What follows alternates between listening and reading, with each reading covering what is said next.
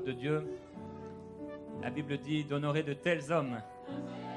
Et c'est une grâce d'être à la maison ici. Et on veut être reconnaissant au Seigneur pour la grâce d'être dans une église locale. Est-ce qu'on peut remercier Dieu un instant pour la grâce d'être dans une bonne famille, en sécurité, dans la paix, avec une bonne parole?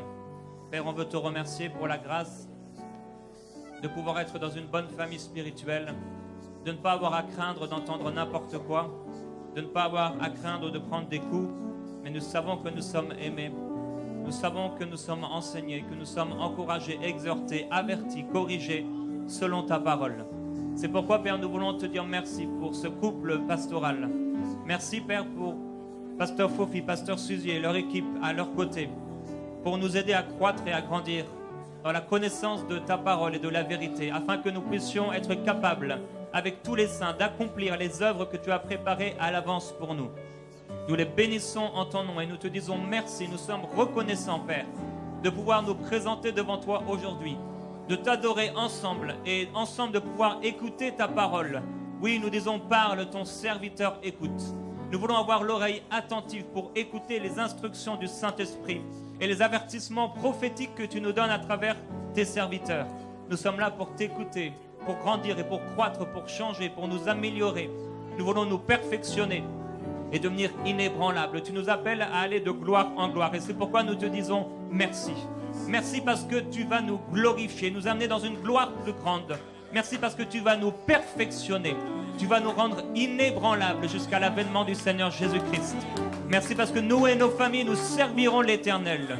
Nous te servirons jour après jour, malgré les coups et malgré les difficultés. Merci parce que par le Saint-Esprit vivant, par le Saint-Esprit qui nous fortifie, tu nous rendras capables de rester debout et de ne pas avoir à rougir le jour du tribunal de Christ. Merci Père, on te glorifie. Amen. Gloire à Jésus-Christ. Merci. Alléluia.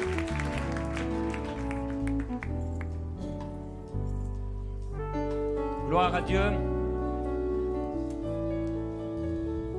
C'est une grâce pour moi d'être ici au milieu de vous et de pouvoir partager la parole de Dieu dans cette assemblée déjà depuis plusieurs années. Ça fait maintenant 6 ans que je suis au milieu de vous régulièrement à vous partager la parole et c'est un privilège pour moi. Aujourd'hui, c'est un jour spécial et avant de commencer le message, comme vous le savez, je travaille maintenant à Enseigne-moi depuis le tout début. Ça fait maintenant 15 ans. Et depuis 4 ans maintenant, on travaille avec notre équipe d'une vingtaine de personnes, jour après jour. On travaille de toutes nos forces pour aller plus loin que le site internet enseigne-moi.com, mais de créer et de sortir cette chaîne de télévision EMCI TV. Et aujourd'hui, c'est un grand jour parce que c'est aujourd'hui la sortie d'EMCI TV. Et vous allez pouvoir bénéficier dans vos maisons et partout où vous êtes d'une chaîne de télévision de qualité francophone chrétienne à 100%. Et ça, c'est une grâce. C'est vraiment une grâce. Et je remercie tous ceux qui ont participé à cette grande vision par vos prières et par vos semences. Merci de la part de toute l'équipe d'Enseigne-moi. Et à 17h sur Facebook, sur enseigne-moi.com, mais aussi sur le Facebook de MCI TV, il va y avoir 1 heure de lancement live, donc un Facebook live qui sera là. Et si vous avez l'occasion de l'écouter, écoutez-le parce qu'on sera des milliers connectés ensemble pour ce grand lancement de MCI TV. Et je veux honorer cette maison et les pasteurs qui nous ont toujours soutenus dans cette vision d'Enseigne-moi. Gloire à Dieu. Dieu a quelque chose à nous dire aujourd'hui. Et je vais vous partager aujourd'hui les 6 étapes qui amènent un chrétien, un disciple, à devenir rebelle. Parce que Dieu veut nous protéger. Et j'ai remarqué dans ma vie, depuis que je suis au Seigneur, à l'âge de 7 ans, et depuis que je suis revenu à Dieu à l'âge de 19 ans, depuis ce jour-là, je n'ai jamais abandonné Dieu. J'ai marché avec Dieu et dans sa maison. J'ai toujours été fidèle dans mes églises locales, en Bretagne, à Paris, puis maintenant ici au Québec.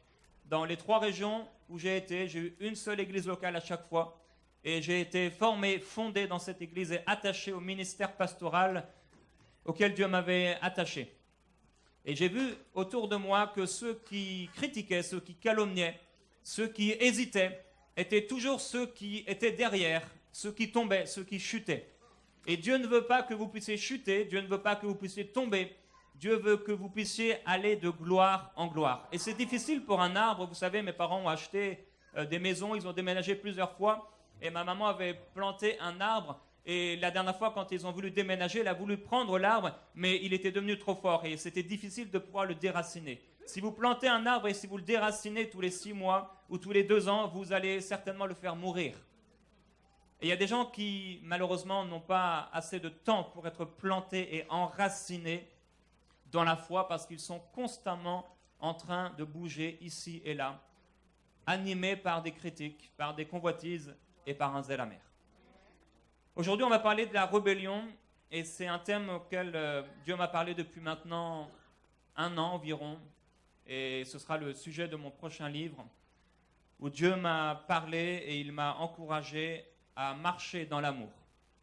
Il nous encourage en tant que ministère à marcher dans l'amour envers les gens, mais en tant que croyants dans l'Église aussi à marcher dans l'amour envers les uns et les autres et envers les ministères que Dieu nous a donnés. Qu'est-ce que la rébellion ? En fait, on ne naît pas rebelle, on le devient. La rébellion est un choix. Qu'est-ce que la rébellion ? On en a un peu parlé vendredi pour ceux qui étaient là. Je vais définir la rébellion, c'est une infraction commise contre l'autorité et qui consiste en une attaque, une résistance à ce qu'on nous demande de faire, une attitude d'opposition, d'indiscipline ou de révolte contre la soumission. Jésus dira à Saul, il te sera dur de regimber contre les aiguillons. Il te sera dur de t'opposer à l'autorité. La rébellion, c'est en fait un état d'esprit. On a vu vendredi que c'était un état d'esprit qui est né dans le cœur de Satan. Il a été le premier rebelle à s'opposer à une forme d'autorité. Dans Tite au chapitre 3, l'apôtre vient nous rappeler ici ce qu'il a déjà déclaré dans Romains en parlant des autorités et nous voyons que c'est Dieu lui-même qui a établi les principes d'autorité dans le monde. Dieu a établi les principes d'autorité dans ce monde. Il a établi les autorités spirituelles à travers les 5 ministères. Il a établi l'autorité parentale envers les enfants. Il a établi l'autorité maritale et je l'ai rappelé, dans Romains, nous lisons que l'autorité a été donnée pour votre bien. L'autorité a été donnée seulement pour faire le bien. Et quand l'autorité est bafouée ou quand l'autorité, on vient contre elle en nous y opposant, l'autorité est là aussi, elle porte une épée pour que nous puissions marcher droit. Alors il y a aussi l'autorité de justice, l'autorité au niveau des gouvernements, l'autorité au niveau de la justice, entre autres à travers la police. Et il y a dans le cœur de l'homme rebelle une résistance par rapport à l'autorité. C'est pourquoi je connais plusieurs personnes, par exemple des femmes, qui ont été déçues ou alors blessées, ou simplement parce que la rébellion est née dans leur cœur, qui ne peuvent pas se soumettre à un homme. J'ai rencontré des enfants aussi qui, parce qu'ils ont manifesté, parce qu'ils ont formé en eux un cœur rebelle, ne réussissent pas à se soumettre à leurs parents. Et il y a aussi beaucoup de croyants dans l'église locale qui disent « mais moi je me soumets à Dieu seulement et pas à un homme » et ils refusent de se soumettre aux autorités spirituelles que Dieu leur a données. Or, la parole de Dieu nous dit de nous soumettre aux autorités et de pouvoir les aimer et non pas les faire gémir parce que cela ne nous serait d'aucun avantage. La rébellion, c'est un état d'esprit qui est né dans le cœur de Satan et vendredi, nous avons parlé du roi Osias quand il s'est rebellé, quand il a résisté à l'autorité qui avait été donnée par Dieu. Myriam et Aaron également qui ont voulu s'élever à la position de Moïse. Nous pouvons voir aussi avec Ève, alors que Satan lui a proposé d'être l'égal de Dieu, elle s'est rebellée contre l'autorité qui avait imposé des limites. Dieu impose des limites dans nos vies et ce sont des limites de protection. C'est ce que les enfants n'ont pas compris parfois, ce qu'ils ont du mal à comprendre, ce sont des limites de protection. La rébellion est un état d'esprit qui n'est pas né avec le roi Osias, ni avec Myriam et Aaron, ni avec Ève dans le jardin, mais il est né dans le ciel, dans le cœur de Lucifer, jusqu'au jour où la rébellion s'est trouvée dans son cœur. Dans Tite, au chapitre 3, verset 1, il est écrit « Rappelle-leur de se soumettre aux magistrats et aux autorités, d'obéir, d'être prêt à toute bonne œuvre, de ne calomnier personne, d'être pacifique, conciliant, plein de douceur envers tous les hommes. Nous aussi, en effet, nous étions autrefois stupides, rebelles, égarés, esclaves de toutes sortes de passions et de plaisirs. Nous vivions dans la méchanceté et dans l'envie. Nous étions odieux et nous nous détestions les uns les autres. Comme j'ai relâché mon frère pianiste vendredi, je vais aussi te relâcher, te donner un peu de repos, mon frère. Non, mais ça va, merci. Merci. Ouais. Profite de la parole. Sois béni. Gloire à Dieu. Le piano m'est très utile dans les temps prophétiques. Dans l'enseignement, c'est moins utile pour moi. Je préfère relâcher mon frère. La rébellion. Ici, il nous est dit, soumettez-vous aux magistrats et aux autorités. Ne calomniez personne, soyez pacifiques. Tout à l'heure, on a parlé des hommes. On a besoin des hommes dans l'Église. On a besoin des hommes avec un cœur de Jésus, avec un cœur humble. On a besoin des hommes qui ont un cœur et qui revêtent le cœur de Jésus-Christ. Et nous avons besoin de femmes dans l'Église, mais pas des femmes qui critiquent et qui calomnient, pas des femmes médisantes, mais des femmes douces et soumises au Seigneur et aux autorités. Au verset 8, il dit « Cette parole est certaine et je veux que tu te montres affirmatif là-dessus, afin que ceux qui ont cru en Dieu s'appliquent à pratiquer de bonnes œuvres. Voilà ce qui est bon et utile à Dieu et aux hommes.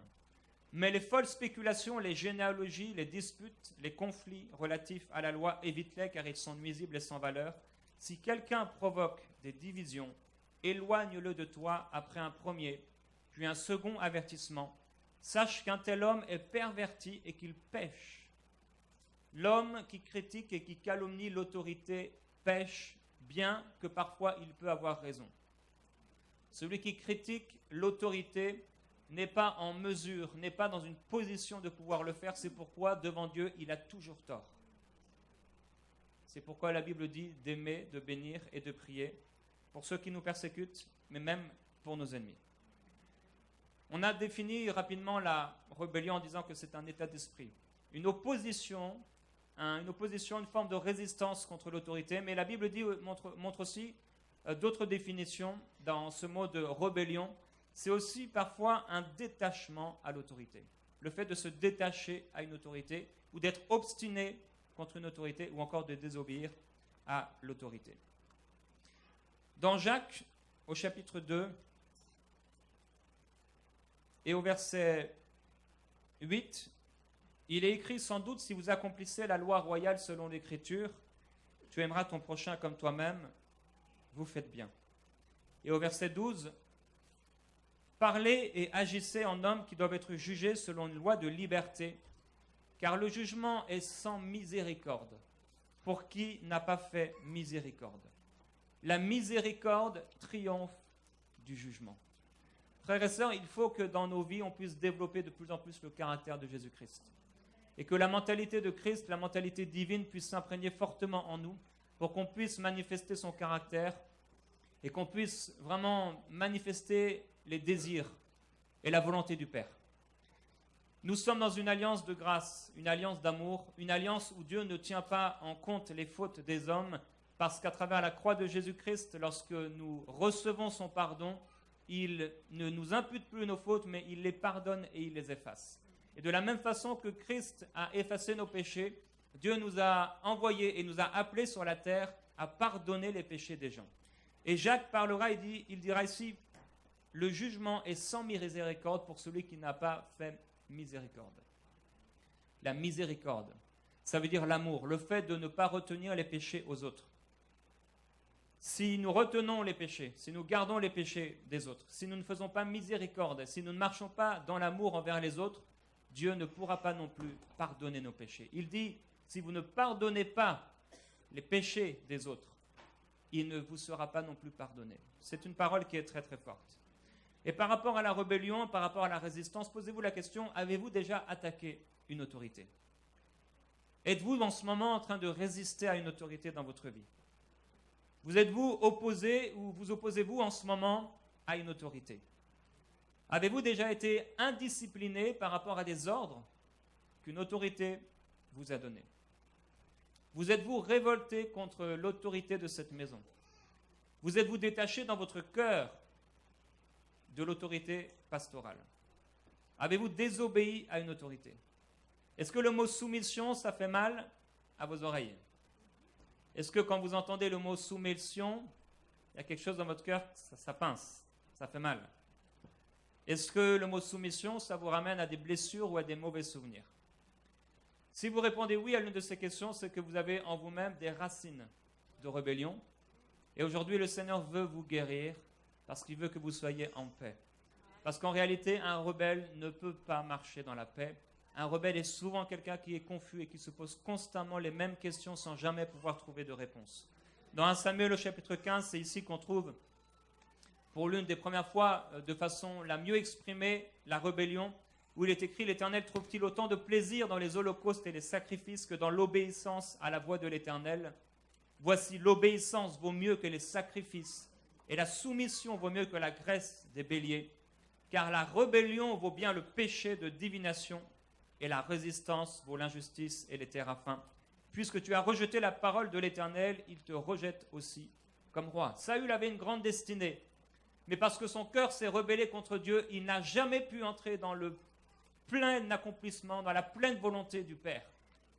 Il n'a pas pu. Et j'ai vu bien des gens, parce que la rébellion s'est manifestée dans leur cœur, la rébellion a commencé à se former en eux à travers des incompréhensions, à travers des jalousies, à travers un désir d'être élevé. Ces gens n'ont jamais pu entrer dans la volonté parfaite de Dieu. Dieu veut vous protéger aujourd'hui. Alors vous êtes forcément l'une de ces personnes. Soit vous êtes un rebelle, soit vous êtes en train de le devenir. Soit vous avez autour de vous, dans votre entourage proche, un rebelle. Soit vous êtes la cible d'un rebelle. Soit vous êtes un rebelle, soit vous êtes en train de le devenir. Soit vous avez dans votre entourage un rebelle, parce qu'il y a toujours un rebelle autour de nous. Soit vous êtes vous-même la cible d'un rebelle.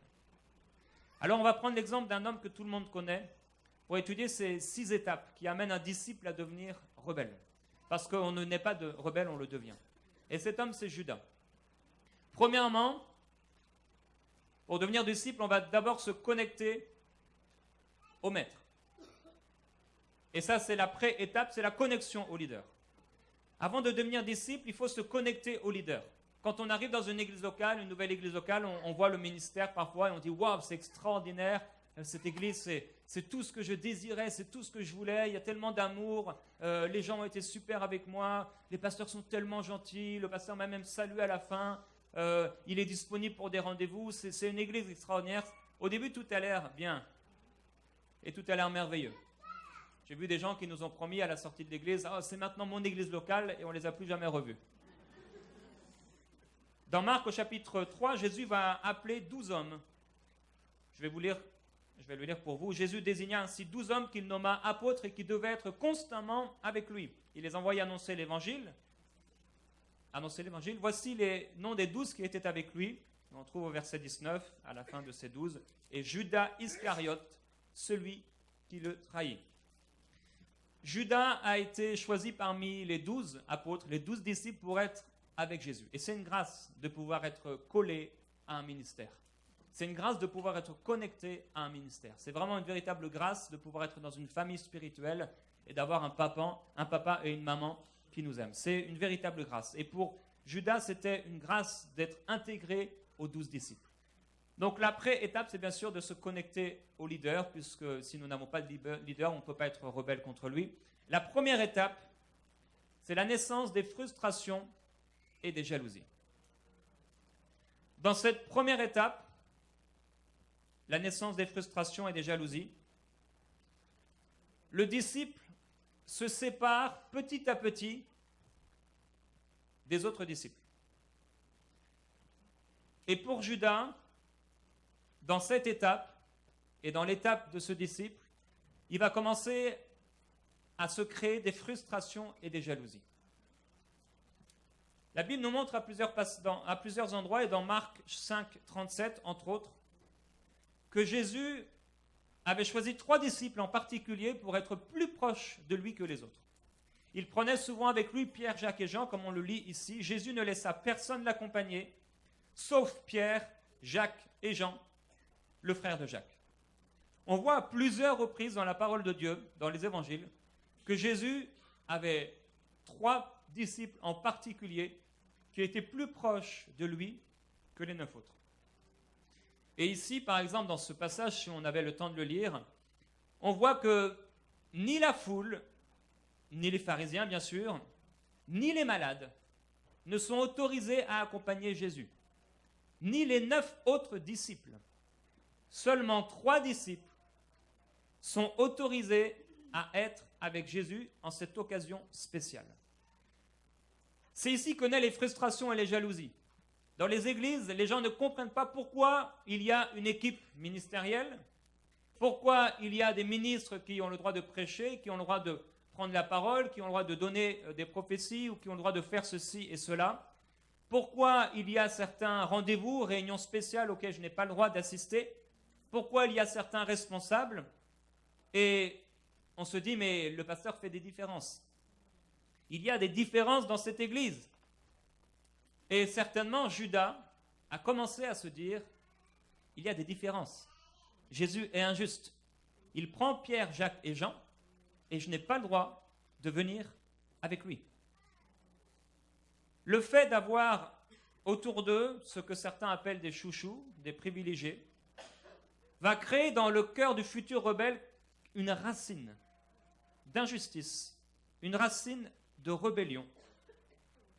Et la personne qui faisait partie des disciples, on peut le voir dans les églises, et se connecte donc au leader, au pasteur, à un responsable, va commencer à se poser certaines questions. Parce que le sentiment d'injustice va nous faire soupçonner le mal. Pourquoi je ne peux pas assister à toutes les réunions? Est-ce qu'ils ont des choses à cacher? Pourquoi font-ils des différences? La personne est arrivée dans l'église après moi, et c'est pourtant lui qui a été choisi. Je suis plus compétent que cette personne. Pourquoi on ne m'a pas choisi? Moi, on me demande de garder les enfants, et pendant que eux vont faire une réunion spéciale au restaurant. Elles vont soupçonner des choses concernant le cœur du leader, concernant les décisions qui sont prises. Les enfants, par exemple, ne comprennent pas pourquoi ils ne peuvent pas tout savoir. Quand papa et maman parlent, l'enfant, il dit « Mais qu'est-ce que vous êtes en train de dire ?» L'enfant est curieux, il veut savoir, mais l'enfant n'a pas besoin et il ne doit pas tout savoir. L'enfant n'a pas besoin de savoir l'argent qu'il y a sur le compte. Pourquoi? Parce que si on est pauvre, ça va créer en lui la peur, et si on est riche, ça va créer en lui l'orgueil. C'est pourquoi les enfants ne peuvent pas et ne doivent pas tout savoir. Il est bon en tant que parent d'être sage. Dans Marc au chapitre 9, on voit à un autre moment, au verset 2, 6 jours après, Jésus prit avec lui Pierre, Jacques et Jean, et il les conduisit seuls à l'écart sur une haute montagne, et il fut transfiguré devant lui. Encore une occasion spéciale où, alors qu'ils étaient tout le temps avec lui, c'est ce qu'on a lu au départ, ils étaient appelés, Jésus avait désigné 12 apôtres pour qu'ils soient tout le temps, constamment avec lui. C'est ce qui est écrit. Ils devaient être constamment avec lui. Et pourtant, on voit ici, à 2 reprises déjà, que Jésus choisit 3 personnes, Pierre, Jacques et Jean, pour être avec lui. Et ici, il va les amener à faire une expérience particulière, exceptionnelle, extraordinaire dans sa présence. Ils montent sur cette montagne, ils entendent audiblement la voix de Dieu, ils voient Jésus-Christ glorifié, ils ne comprennent pas tout ce qui se passe, mais ils comprennent que c'est quelque chose de puissant, de glorieux. Et ils vont descendre de la montagne et Jésus va leur dire quelque chose. Ne dites à personne ce que vous avez vu et entendu. Vous savez, ils habitaient tous ensemble. Et ils allaient de lieu en lieu, de village en village et de ville en ville ensemble. Et Pierre, pour moi, ce n'était pas quelqu'un de très discret. On peut le voir dans la parole de Dieu. Je crois que quand ils sont descendus, tous les 3 de la montagne ce soir-là, ils étaient complètement sous le choc de ce qu'ils avaient vu. Quand Pierre et Jacques et Jean, avec Jésus, ont été voir les 9, j'imagine qu'ils devaient avoir une tête spéciale. Quand vous avez vécu une expérience comme ça, je vous assure, c'est particulier. Et je ne pense pas que Pierre a été très, très, très discret à ce moment-là. Je crois qu'il était plutôt exubérant. Je crois qu'on pouvait l'entendre parler de loin. Il y a des gens comme ça, ils ne peuvent pas faire autrement. Ils ne savent pas chuchoter. Tout le monde les entend. À un moment, il est écrit, quand ils vont être au repas, au dernier repas, Pierre va demander à Jean qui était sur la poitrine de Jésus, toujours Pierre et Jean, il y avait une intimité particulière, il va lui dire, mais dis-lui de qui il parle. Et je pense que sur ce coup-là, il n'était pas très discret. Tout le monde pouvait le voir parmi les 12. De qui il parle? J'ai connu quelqu'un comme ça, il ne savait pas chuchoter. Tu pouvais l'entendre même à 10 mètres. Et je pense que quand ils sont descendus de la montagne, Pierre devait être vraiment... Le Seigneur m'a dit de ne pas parler, de pas dire, mais je vais quand même montrer que j'ai vécu quelque chose d'extraordinaire. Et Judas était là parmi les 9, il a dit, mais qu'est-ce qu'ils ont vécu? Et là, ils ont certainement qu'ils ont commencé à demander à Pierre, Jacques et Jean, mais qu'est-ce que vous avez vu? On ne peut pas vous dire. C'était vraiment glorieux. Il y avait...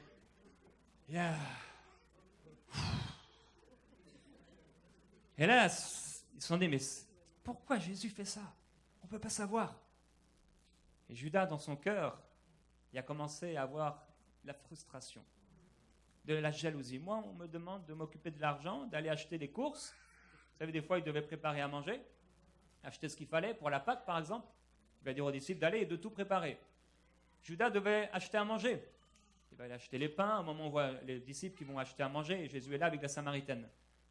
Et Judas se dit, mais moi, je dois m'occuper de l'argent. Là, je viens d'acheter à manger pour tout le monde. Et eux, ils sont sur la montagne en train de vivre un truc glorieux. Il a commencé à avoir quelque chose dans son cœur. Le fait de ne pas savoir, le fait d'être dans l'ignorance de ce qui s'est passé, ça laisse une porte ouverte au soupçon. C'est pourquoi, oui pour les hommes dans l'Église, mais pour des hommes avec le cœur de Jésus. Oui pour des femmes dans l'Église, mais des femmes avec le cœur de Jésus-Christ. Dans Marc, au chapitre 13, au verset 3, on voit cette fois-ci un autre moment, un autre passage. Il est écrit, puis Jésus s'assit sur le mont des Oliviers, en face du temple. Pierre, Jacques, Jean, et cette fois-ci une quatrième personne, et André, lui posèrent en privé cette question, en privé des autres. Dis-nous quand cela arrivera-t-il et quel sera le signe à quoi on reconnaîtra que tous ces événements vont s'accomplir. Ici, il va se passer quelque chose, c'est que le cercle intime va s'agrandir d'une personne. Parfois, c'est ce qui se passe dans les églises locales. On nomme un responsable, et ce responsable va prendre peut-être 2 autres responsables avec lui pour l'aider. Et il y a parmi d'autres responsables un Judas qui est là quelque part, et aux, entre guillemets, grands responsables, aux autorités supérieures, on ajoute une nouvelle personne. Et là encore, tu pensais que ce serait toi. Comme dans les entreprises, quand on promeut quelqu'un, on donne une promotion à quelqu'un et la personne pensait que c'était elle. Mais j'étais fidèle, j'étais là, j'étais toujours là pour me coucher tard et faire toutes sortes de choses. Je pensais que ça allait être moi. Et Judas a vu le cercle s'élargir. Ici, tout ce chapitre, le Marc 13, est un enseignement privé à 4 disciples seulement. 4 disciples. Un chapitre pour eux. Un temps en privé, juste avec eux. Et il y a des temps de formation, il y a des choses que seuls certains disciples peuvent savoir et doivent savoir.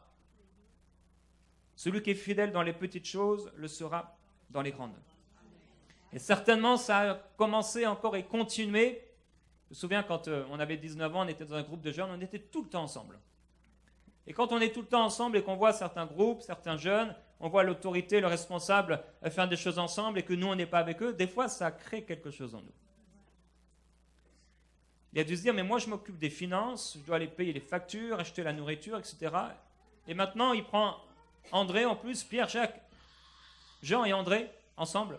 Et c'est peut-être là même qu'il a commencé à se dire, mais maintenant, moi, je vais me servir. Je vais me servir dans la bourse. Puisqu'il ne me paye pas en me donnant du temps, je vais me payer moi-même. Dans Marc, au chapitre 10, il y a encore un autre événement, au verset 35. Je vais le lire pour vous, parce que j'ai plusieurs passages. Jacques et Jean, les fils de Zébédée, s'approchèrent de Jésus et lui dirent, « Maître, on voudrait que tu fasses quelque chose pour nous. » Il leur dit, « Que voulez-vous que je fasse pour vous? Accorde-nous, lui dirent-ils, d'être assis l'un à ta droite et l'un à ta gauche quand tu seras dans ta gloire. » Après avoir entendu cela, les 10 autres commencèrent à s'indigner contre Jacques et Jean. Pourquoi? Parce qu'ils en avaient déjà marre d'eux. Ils s'étaient déjà fatigués. Et là, pour eux, c'était l'opportunité de pouvoir s'indigner contre eux. Tu vois Jésus, les deux là, tu les prends tout le temps avec toi, mais regarde ce qu'il te demande. D'ailleurs, on remarque dans ce passage que Jésus n'a pas dit que c'était mal. Et personnellement, mon interprétation, c'est que c'était pas mal ce qu'ils ont demandé. Parce que c'est jamais mal de vouloir être proche de Jésus. C'est nous qui choisissons la distance entre Dieu et nous. C'est pas lui, il a déjà déchiré le voile.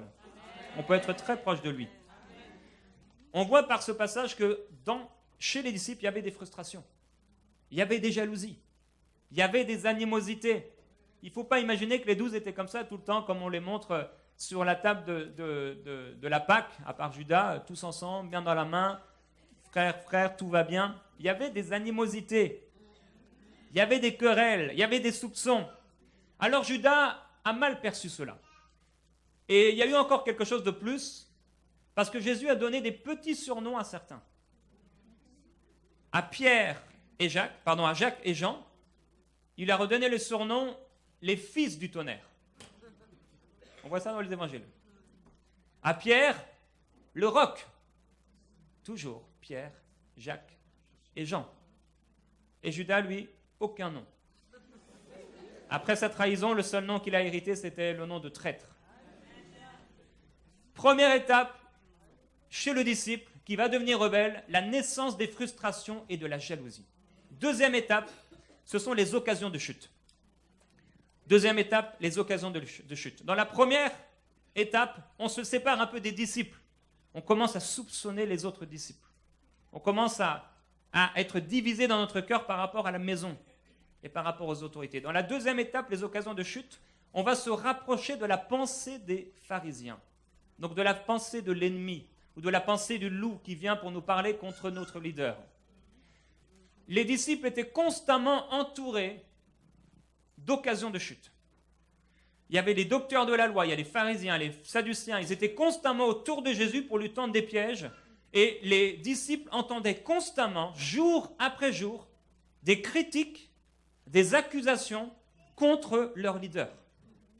Constamment, ils étaient entourés d'occasions de chute, des personnes qui étaient autour d'eux pour parler en mal de leur leader. C'est pourquoi il était important pour eux de s'attacher toujours à Jésus, pour ne pas se retrouver dans un coin comme ça et commencer à être entourés des pharisiens qui allaient leur bourrer le crâne. Ne restez pas avec les loups, avec les traîtres. Sortez du milieu d'eux et attachez-vous au leader. La deuxième étape, c'était ces occasions de chute. Ces occasions de chute, les choses que vous allez entendre contre le leader, si vous avez déjà atteint cette première étape où vous avez quelque part des jalousies, des frustrations, des incompréhensions, ces occasions de chute vont confirmer ce que vous pensez, ce que vous soupçonnez de votre leader. Judas a commencé à soupçonner contre le ministère de Jésus. Il a soupçonné des choses contre lui. Il a commencé à penser qu'il était injuste, à penser qu'il était pécheur, à penser que malgré sa sainteté apparente, il y avait en fait un profond péché en lui. Il faisait des injustices, il faisait des différences. Il montait sur la montagne avec certains et il faisait des différences parmi les disciples alors qu'il avait dit qu'il serait constamment avec eux. Apparemment, il n'était pas constamment avec lui. Et là, les pharisiens arrivent sur ces entrefaites et ils vont nourrir ces racines d'amertume. Ils vont confirmer ce qu'ils pensaient. Tu es injuste, Jésus-Christ. Tu as fait ceci, tu as fait cela. Il ne t'est pas permis de. La loi dit que.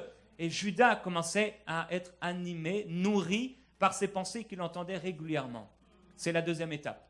Les occasions de chute, les personnes que vous allez rencontrer qui vont confirmer ce que vous pensiez dans votre cœur. Vous savez que c'est ce que font les faux prophètes. Les faux prophètes vont confirmer la rébellion qui est dans ton cœur. Oh, Dieu t'appelle, mon frère, à sortir de cette église. Tu vas devenir un grand leader parce que dans cette église, tu ne pourras jamais exploiter ton don. Ça, c'est le faux prophète. Le faux prophète vient confirmer, affirmer, il vient fortifier les racines de rébellion dans le cœur du disciple. Troisième étape, c'est le déclic. Première étape, on a vu, on se sépare de la pensée des disciples. Deuxième étape, on va commencer à penser comme les pharisiens. Troisième étape, on va se séparer du leader et le cœur, cette fois-ci, pas seulement les pensées. Le cœur va être profondément touché. C'est le déclic. Qu'est-ce que c'est le déclic ? Le déclic, c'est un événement qui va se produire et qui va amener la personne à se séparer de son leader, non plus seulement dans ses pensées, mais au plus profond de son cœur. On a vu donc Judas était là, il a été connecté au ministère de Jésus. Il y a eu des incompréhensions, il y a eu des différends entre les disciples, un sentiment d'injustice qui est né. Ça a fait naître dans le cœur de Judas de l'amertume, des frustrations, des jalousies. À cela s'est ajouté des occasions de chute, les accusations des pharisiens, les oppressions spirituelles, qui vinrent confirmer ce qu'il pensait de Jésus. Et dans l'étape du déclic, son cœur va se détacher. Dans Jean au chapitre 12,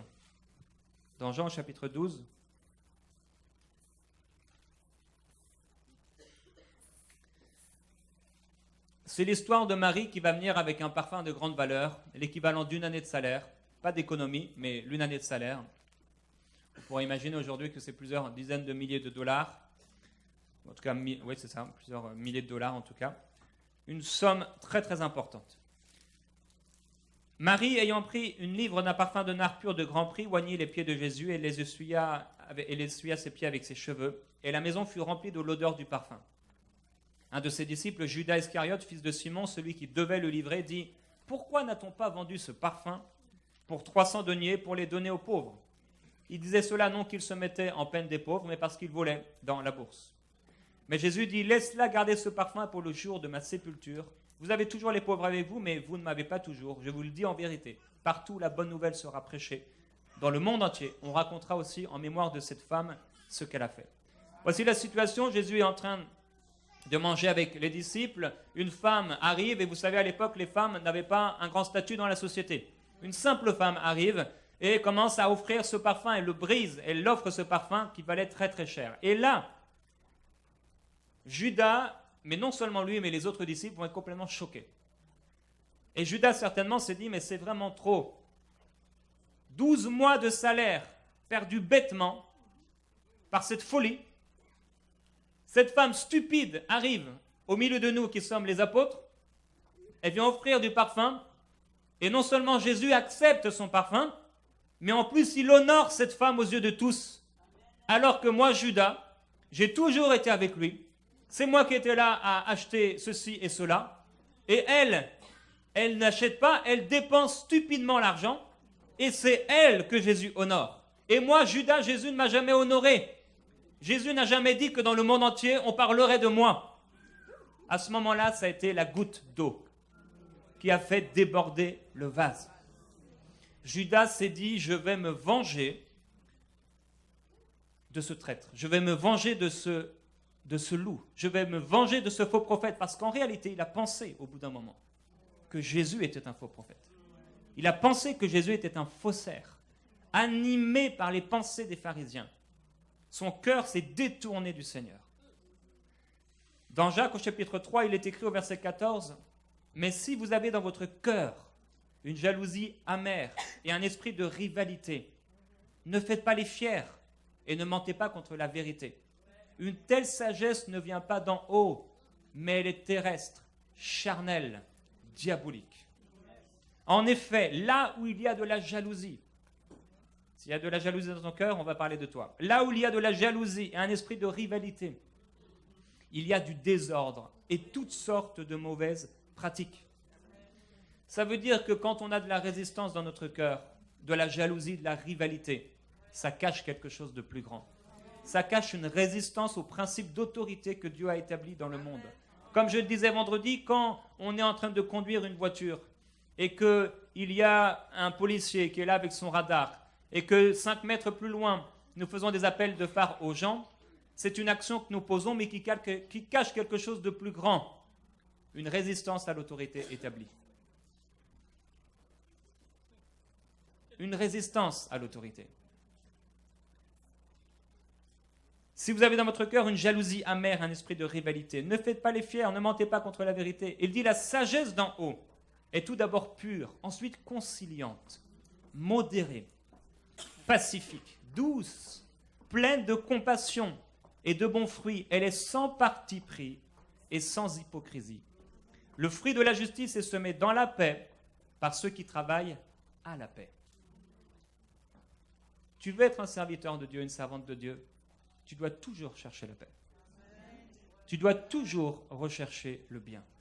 Tu dois toujours marcher dans l'amour. Comme Jésus a marché, tu dois marcher. Lui qui critiquait, injuriait, ne rendait pas l'injure. Lui qui calomniait ne faisait pas de reproches, mais qui s'en remettait à celui qui est juge. C'est ce que nous devons faire lorsque nous pensons subir des injustices, lorsque nous ne comprenons pas, parce que parfois nous ne comprenons pas. Il est important non pas de critiquer, de calomnier et de discuter entre nous, mais il est important d'aller et de discuter de cela avec le seul qui est juge. Et pourquoi ne pas aller voir le leader et parler simplement avec lui dans un esprit d'amour et non pas de compétition, d'argumentation ou de jalousie, mais un esprit paisible. Cette troisième étape, c'est l'étape du déclic. La Bible dit que aussitôt, quand Jésus a dit de cette femme que dans le monde entier on parlera d'elle, aussitôt, il trouva une occasion pour livrer Jésus. Quatrième étape, la trahison morale. Je me suis séparé des disciples déjà dans mon cœur, dans mes pensées. Il y a des choses qui ne vont pas. Ça crée des frustrations, des jalousies. Là, on a nourri mes jalousies, mes frustrations. J'ai entendu d'autres personnes qui sont d'accord avec moi. Alors je me suis dit, j'ai raison. Puis, il se passe un événement qui me pousse à croire que là, c'est certain. Dieu même confirme que j'ai raison. Ça peut être dans l'église locale des décisions qui sont prises. Ça peut être un événement. Ça peut être quelque chose que tu as demandé et qu'on ne t'a pas donné, mais qu'on donne à quelqu'un d'autre. Et là, tu te dis, certainement, Dieu est avec moi. Et il m'a permis de voir cela de mes yeux. J'ai raison. C'est un déclic. Quelque chose qui se passe et qui va faire déborder le vase. Quatrième étape, la trahison morale. Là, tu quittes les disciples de cœur, de pensée, mais non seulement ça. Tu te rapproches plus seulement de la pensée des rebelles, mais tu commences à les côtoyer. Tu commences à parler avec des gens qui sont contre ton autorité. Comme, par exemple, dans un couple, un mari qui commencerait à parler avec une épouse qui parle contre sa propre épouse, ou avec une femme qui parle contre son épouse.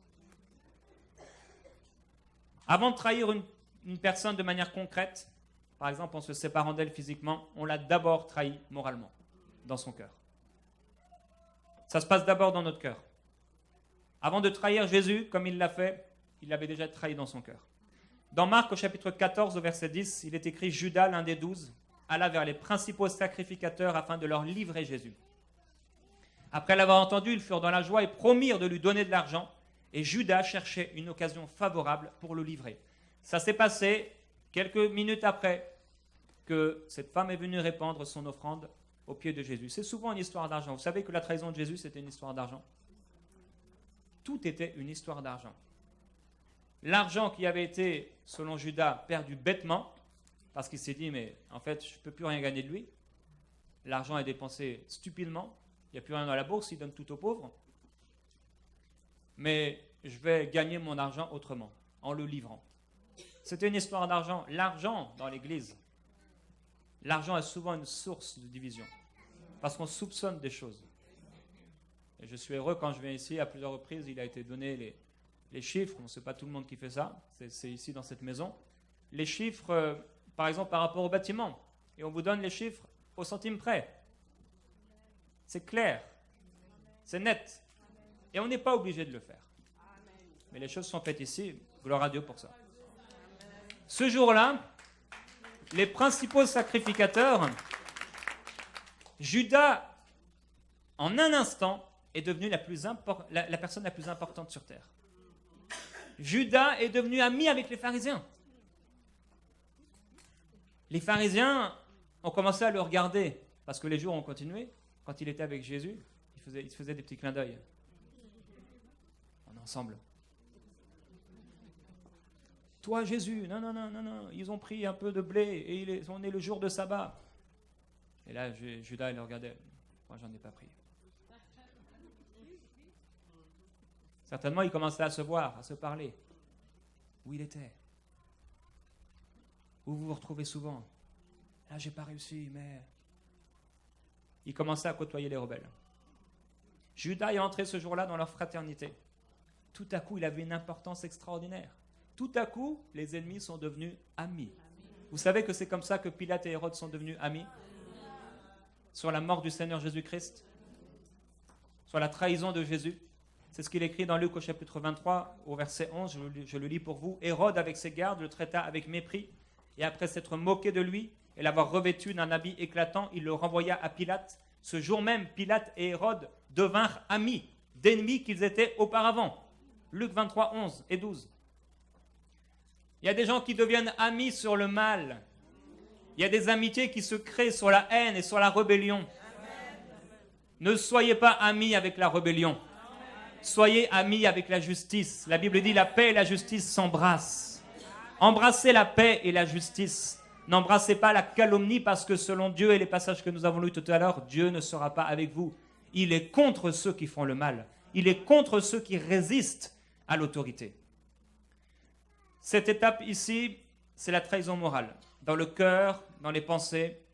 Et cette trahison, cette rébellion qui commence à se manifester, où on va commencer à ouvrir une porte à Satan. On va entretenir ces mauvaises pensées. Et vous savez, Satan cherche toujours à détruire le leader. Il est évident que la volonté du diable, c'est de tuer cette église. La volonté du diable, c'est de tuer vos pasteurs. On le sait. Parce qu'il sait que si le berger meurt, les brebis sont dispersées. C'est pourquoi un royaume divisé contre lui-même ne peut subsister. Vous ne pouvez être que pour vos leaders. Vous ne pouvez être que pour eux, comme un époux et une épouse ne peuvent qu'être ensemble et jamais contre l'un et l'autre. C'est pourquoi je l'ai dit cette semaine, quand ma petite fille a grandi et qu'elle commençait à me poser une question et qu'elle avait un nom et qu'elle allait voir mon épouse et qu'elle avait un nom, on lui a enseigné, papa et maman sont toujours d'accord. On a établi cette loi spirituelle du toujours d'accord, la loi du commun accord. Et même des fois, quand on n'est pas d'accord, on arrive toujours à se mettre en accord. La loi du commun accord. Satan cherchait à détruire le leader Jésus. Les disciples l'intéressaient peu. Mais la porte d'entrée pour toucher le leader, c'était forcément un disciple. Les disciples, ça ne l'intéressait pas. Ce qui l'intéressait, parce que les disciples, même ce qu'ils pouvaient faire, c'était par une autorité déléguée de Jésus. Ce qui l'intéressait, c'est de frapper la tête, afin que les brebis soient dispersées. Dans 1 Pierre au chapitre 5, il est écrit « Soyez soumis aux anciens. Et vous tous, dans vos rapports mutuels, revêtez-vous d'humilité, car Dieu résiste aux orgueilleux, mais il fait grâce aux humbles. Humiliez-vous donc sous la main puissante, et il vous élèvera au temps convenu. » J'ai remarqué que souvent la rébellion naît parce que quelqu'un veut un rôle et une position qu'on ne lui donne pas. La majorité du temps, c'est ça. Et c'est ce qui s'est passé certainement pour Judas. Il aurait voulu être parmi les trois. Comme Lucifer qui a voulu être à la place de Dieu. Il n'en avait pas assez. On lui a donné une position et pourtant il n'en avait pas assez. Comme les fils de Corée, on a vu vendredi. Dieu les avait établis, Moïse les avait établis dans une position d'autorité, mais ils n'en avaient pas assez. Ils ont dit, mais toute l'assemblée est sainte. Pour qui vous prenez-vous pour vous élever au-dessus de l'assemblée? Et c'est ce que les gens disent aussi dans l'église locale. Pour qui se prennent les pasteurs pour s'élever au-dessus de l'assemblée? Regardez, ils sont sur un marchepied. Humiliez-vous sous la puissante main de Dieu afin qu'il vous élève au temps convenable. Ce n'est pas des hommes qui nous établissent dans le ministère. Pour ceux qui sont appelés au ministère, c'est Dieu. C'est Dieu qui nous établit. Et déchargez-vous sur lui de tous vos soucis, car lui-même prend soin de vous. Soyez sobres, veillez. Votre adversaire, le diable, rôde comme un lion rugissant, cherchant qui il dévorera. Quand tu vas commencer à côtoyer le diable, je t'assure, il va te dévorer. Dans ce passage, il y a un rapport direct entre la soumission aux anciens, l'humilité et le diable. Dans ces trois versets. Soumission, humilité et le diable qui rôde. Ils sont attachés les uns aux autres. Quand tu n'es pas soumis, le diable vient et te mange.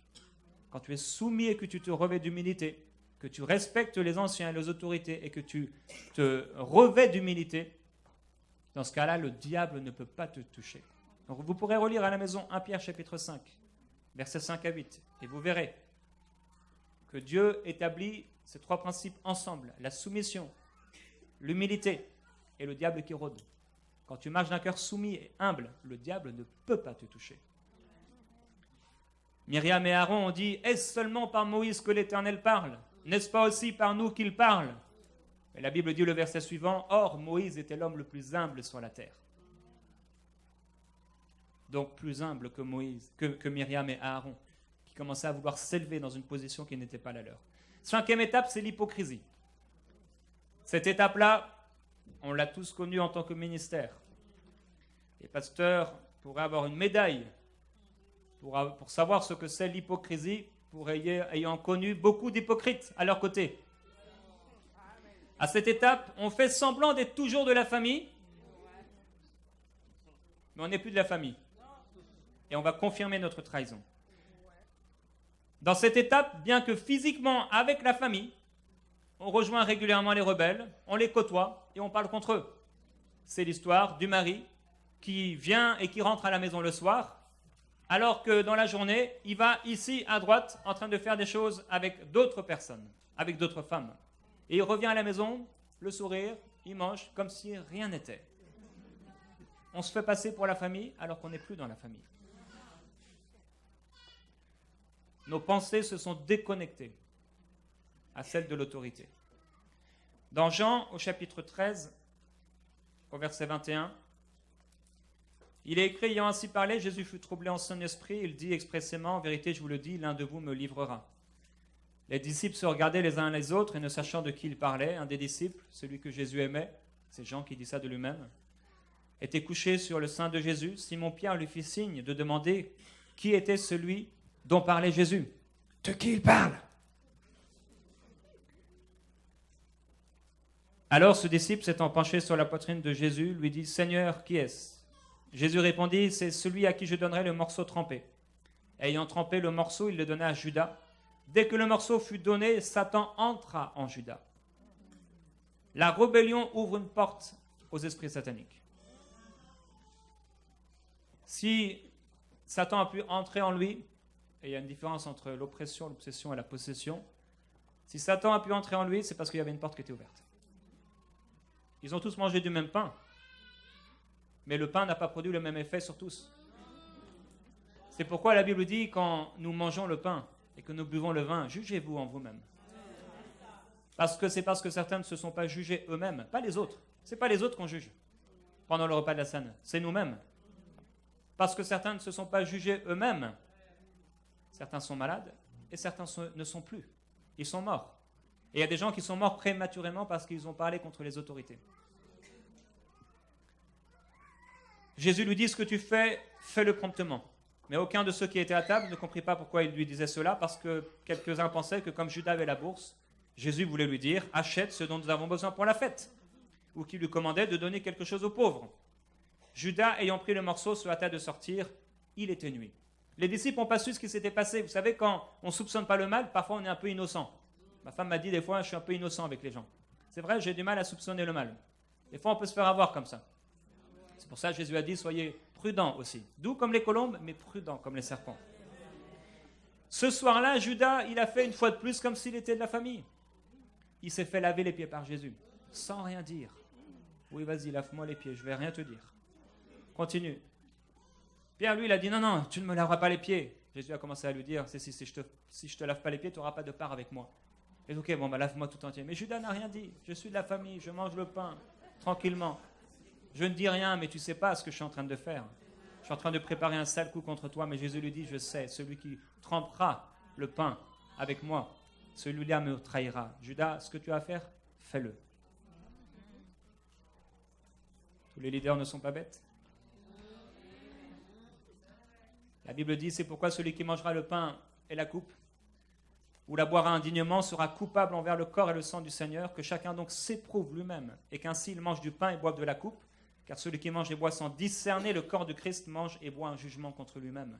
À celui qui n'a pas fait miséricorde, il ne sera pas fait miséricorde. À celui qui a jugé, on jugera de la même mesure qu'il a utilisée pour son jugement envers l'autre contre lui-même. Quand tu juges l'autorité, ton prochain, c'est de ce même jugement c'est ce même jugement qu'on utilisera contre toi.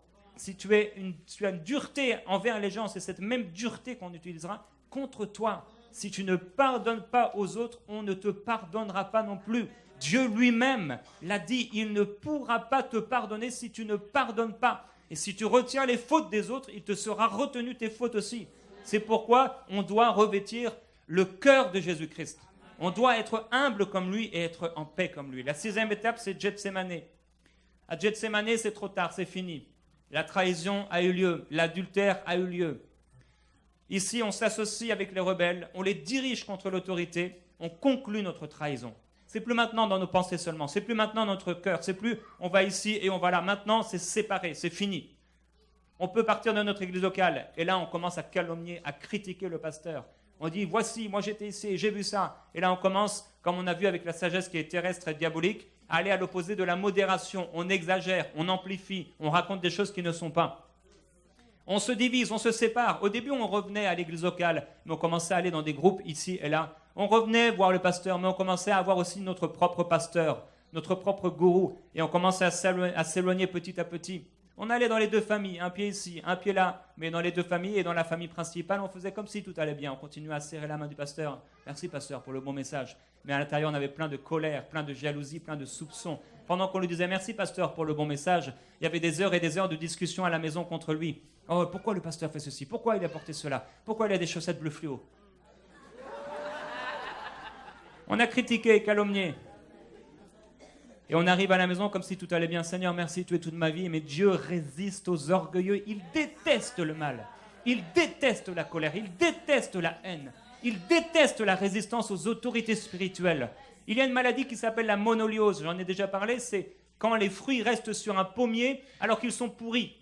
Ils restent là tout l'hiver. J'en ai encore quelques-unes cette année. Elles restent là, elles sont pourries. Mais je me dis, mais pourquoi elles restent? Si tu n'es pas content là où tu es, pars, va ailleurs.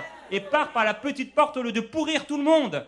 Si tu restes là, si tu n'es pas content dans ton église, mais va-t'en. Au lieu de pourrir les gens avec toutes sortes de fiel amer, de zèle amer et d'injustice en toi, tu vas te faire du mal à toi-même et tu vas te faire du mal aux autres. Si tu n'es pas content, quitte le lieu où tu es.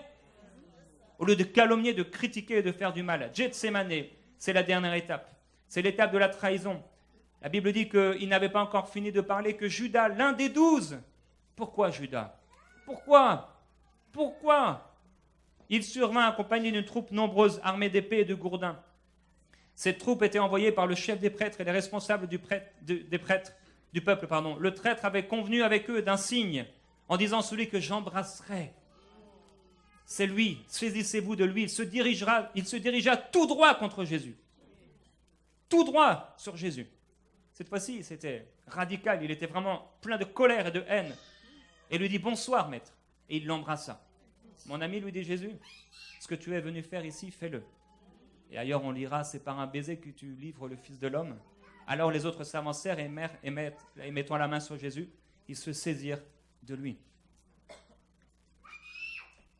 Ce qui est le plus triste dans cette histoire, certes, c'est la crucifixion de Jésus, mais c'était la volonté du Père. Et ce qui était le plus triste, c'est la finalité de Judas. Pierre et les autres n'ont pas très bien agi ce soir-là non plus. Ils l'ont tous abandonné. Seul Jean était au pied de la croix. Il a eu de regrets, il s'est dit, ok, même si je dois mourir au pied de la croix, même si on me crucifie aussi, j'irai. Il aimait Jésus. Tout le monde était parti, tous l'ont abandonné. Mais Judas, lui, il a très mal fini. Et c'est ça qui est le plus triste. Je crois que ce n'était pas du tout la volonté du Père. Ce n'était pas ce que Dieu voulait. J'ai vu des gens très mal finir parce qu'ils se sont rebellés contre les autorités. Ils ne comprenaient pas. Quand on ne comprend pas, nous ne parlons pas. Dieu ne peut pas justifier le pécheur. Et on a vu que celui qui pêche, c'est celui qui résiste à l'autorité.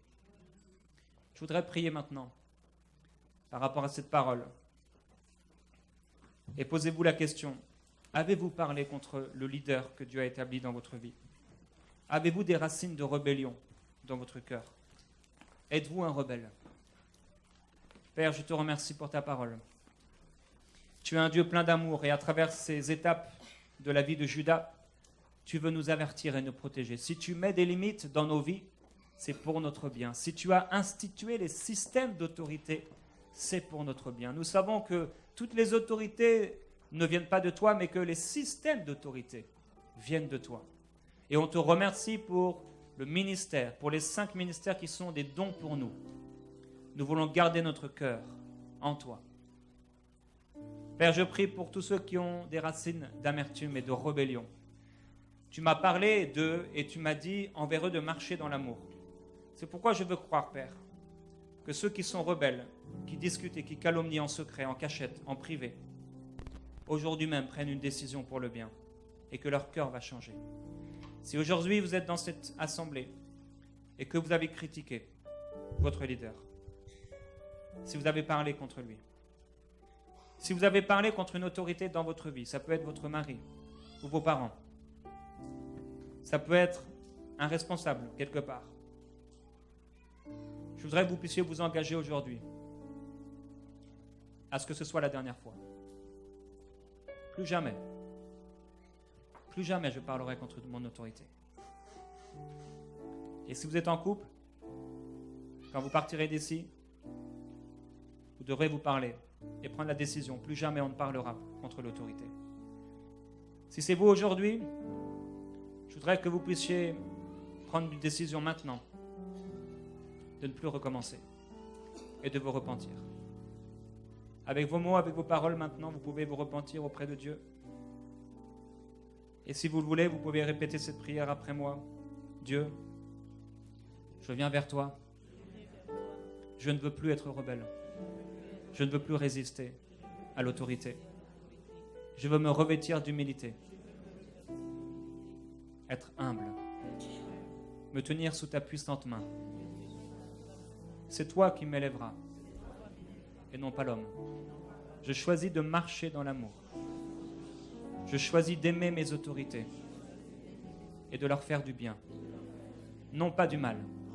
Je décide aujourd'hui de changer et je te demande de m'aider à changer. Je rejette la calomnie, je rejette les critiques, je rejette toute forme de résistance et la rébellion de ma vie. Je reviens maintenant me connecter au ministère que tu m'as donné.